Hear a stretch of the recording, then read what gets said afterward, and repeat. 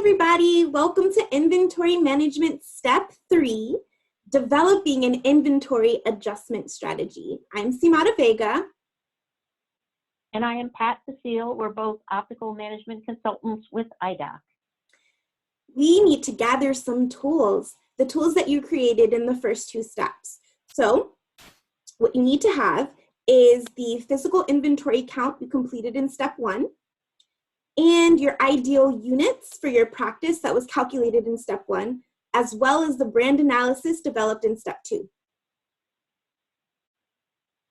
After you've looked at the results of the physical inventory count generated in step 1 and how it compares to your ideal frame count, you'll be able to determine where your inventory level is at this point.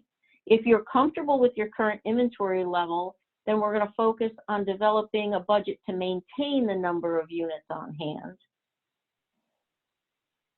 You'll also want to put a dollar amount on your budget. A typical budget would be approximately 35% of the frame revenues for the previous given period of time. So if you generated $25,000 in revenue for a month, then the budget for the following month would be 35% of that, which would be $8,750. You're also developing a unit budget so that, and that's based on the number of units sold in the previous month. So if you sold 140 frames in a month, then your next month's budget will be 140. If your ideal inventory count is not where it needs to be and you find that you're over, we have to determine how many frames you have in excess of your ideal frame count. Consider the amount of time you would like to take to adjust your inventory, and you have to adjust your frame budget accordingly. So for example, if your practice is over by 200 frames and you would like to reduce your frame inventory over a 10-month period, then you have to reduce your frame budget by 20 frames per month over the next 10 months.